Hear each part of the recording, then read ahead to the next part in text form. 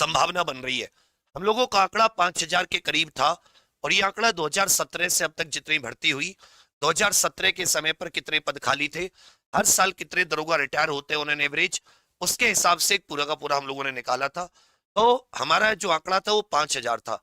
लेकिन अभी ये समझ रहे हुए हैं कि जैसे जो रेलवे पुलिस होती है, जीआरपी जिसे हम लोग कह देते हैं, उसमें से भी यूपी पुलिस के लोग ही जाते हैं। तो उन सबको ध्यान में रखते हुए जो पद है, वो जो संभावित पद है, वो साथी 8 से 10 हजार के तकरीबन भी होने की उम्मीद है। क्या था कि जो वैकेंसी है ये चुनावी वैकेंसी है। अब सभी जानते हैं 2027 जनवरी फरवरी में चुनाव है, क्योंकि मार्च में सरकार का कार्य समाप्त हो जाएगा। तो ये जो चुनावी वर्ष होता है, अब आप ये भी जानते हैं कि सरकार के लिए चुनौतियां हैं। हालांकि अगर आप देखोगे मोटे तौर पर, तो सरकार को ये चीज समझ में आ रही है कि भाई युवा जो है उत्तर प्रदेश के, उनके लिए हम लोग क्या करें।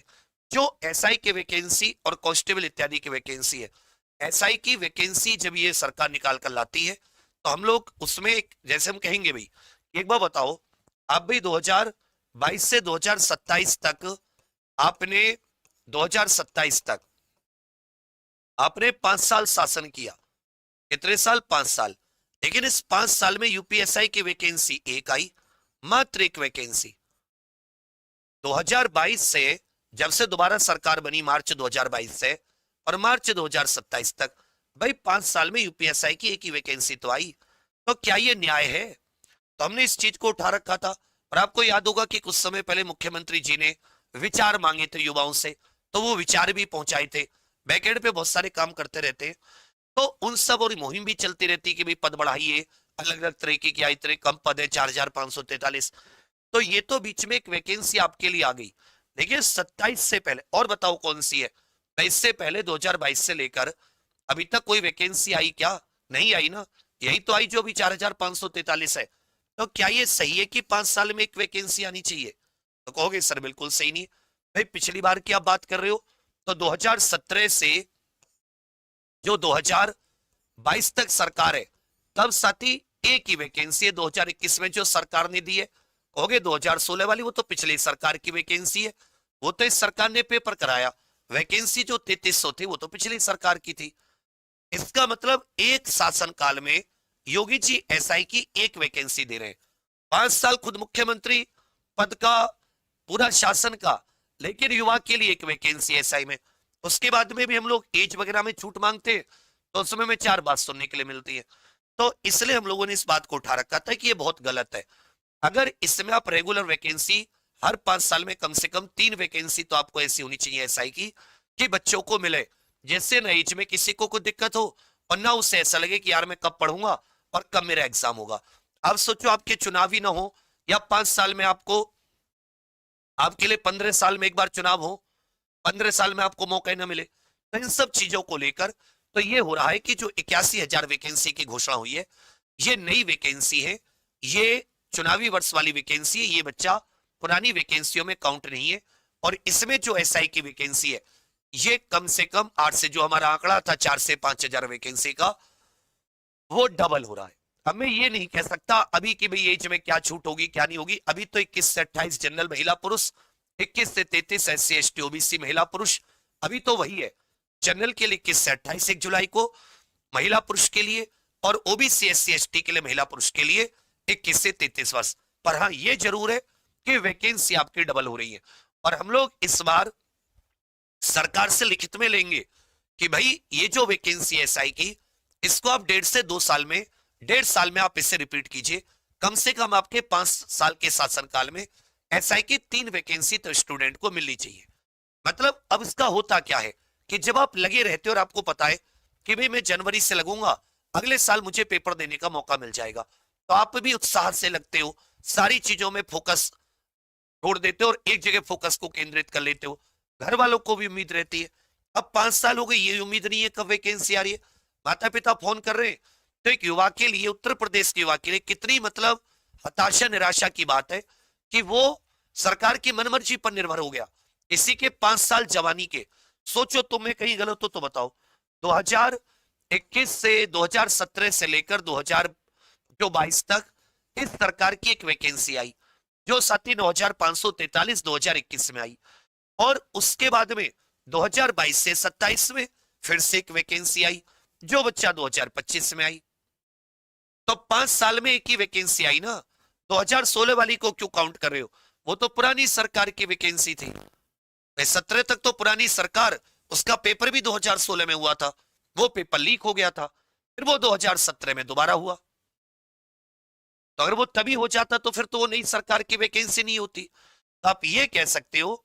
तो इसलिए माननीय मुख्यमंत्री जी पर ये दबाव है और वो इस चीज को समझ भी रहे हैं। सोशल मीडिया आने के बाद में ये जो आप कैंपेन करते हो या भी 2000 पद बढ़ाने की, और ये 2000 पद इसमें काउंटेड नहीं है, इसको हटा दो 2000 पद को। 2000 पद जो हम लोग बढ़ाने की बात कर रहे हैं वो हमारी पुरानी वैकेंसियों के कटे हुए हैं। 2011 वैकेंसी के कटे हुए हैं, 2017 वाली वैकेंसी के कटे हुए हैं 700-800 पद, और 700-800-900 पद ये 2021 वाली वैकेंसी के कटे हुए हैं। और कटे हुए पद को 10-15 साल से पहले नहीं देते ये लोग कि अगली वैकेंसी में जोड़ देते, नहीं, कैरी फॉरवर्ड का नहीं है कुछ भी।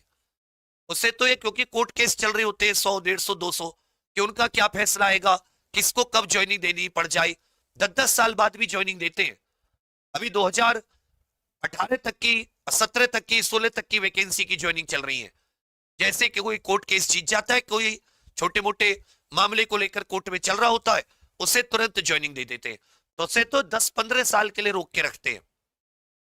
तो वो 2000 वैकेंसी में किसी का कोई नुकसान नहीं कि नई वैकेंसी का, तुम्हारे लिए तो वैकेंसी की संख्या डबल होने वाली है। इसलिए जो अभी पुरानी 4543 वाले, इसलिए मैं आपसे बार बार कह रहा हूं एमपी एमएलए से मिल लो। जितने एमपी एमएलए उत्तर प्रदेश में, सांसद, एमएलए, एमएलसी है, जिलाध्यक्ष भाजपा के, मुख्यमंत्री जी तक बात पहुंचेगी 400-500 लोगों की। तो ऐसा नहीं कि मुख्यमंत्री जी उन पदों को जोड़कर आपको नहीं देंगे, कि उसमें से 150 पद अलग कर लो कोर्ट केस के लिए, बाकी को तो ज्वाइनिंग दो ना, बाकी को तो इस नई भर्ती में ऐड कर दो। और ये आपके लिए नियमावली के हिसाब से, ये डबल के हिसाब से 8 से 10,000 पद है, क्योंकि वो चुनावी वर्ष है, सरकार को एक अपना फ्रेमवर्क सेट करना है, और मजबूरी भी है कि भाई आप एक शासनकाल में एक वैकेंसी दे रहे हो, कैसे चलेगा ऐसे।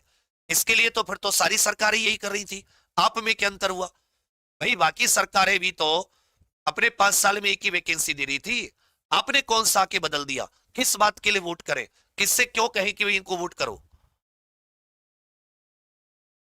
पंचवर्षीय योजना हो गई।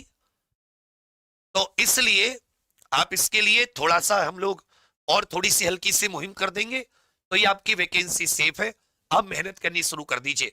जिसका भी 1 जुलाई को 21 से 28 जनरल और 21 से 33 SC ST OBC है, महिला पुरुष अपनी पढ़ाई शुरू कर दीजिए हाइट इत्यादि देखकर। जो लोग ओवर एज है, कोशिश करेंगे आपके लिए आवाज उठाने की, कोशिश करेंगे, उम्मीद भी है कि हो जाएगी। लेकिन वही है कि आप कितना अपनी तरफ से प्रयास करते हैं। वो एमपी एमएलए का केस बहुत है, चुनावी साल होने के लिए बहुत सारी चीजें हो सकती है। तो अभी लेकिन मैं आपसे कहूंगा कि आप अपनी तैयारी को आरंभ कर दीजिए। देखिए भाई क्या एलिजिबिलिटी है, और बिल्कुल नहीं स्ट्रेस, और ये मत सोचना पेपर कैसा आया कैसा नहीं आया। हमेशा सुनने से तैयारी कीजिए, शिखर तक की तैयारी कीजिए, बिल्कुल इजी से लेकर मॉडरेट से लेकर हार्ड लेवल तक की। पेपर उसी का निकलता है जिसको ज्ञान होता है, चाहे टफ आए चाहे इजी आए। पेपर उसका नहीं निकलता जो बिना पढ़े जाता है, कम पढ़कर जाता है। कंपटीशन कितना है आप जानते हैं। वैकेंसी बढ़ेगी, हाँ ये जरूर होगा, और क्योंकि अभी तो उस कंपनी को बहुत ज्यादा सुनना पड़ा है, तो पेपर का पैटर्न भी ऐसा नहीं कि वो बिल्कुल ऐसे रह जाएगा, लद्द बिल्कुल एकदम।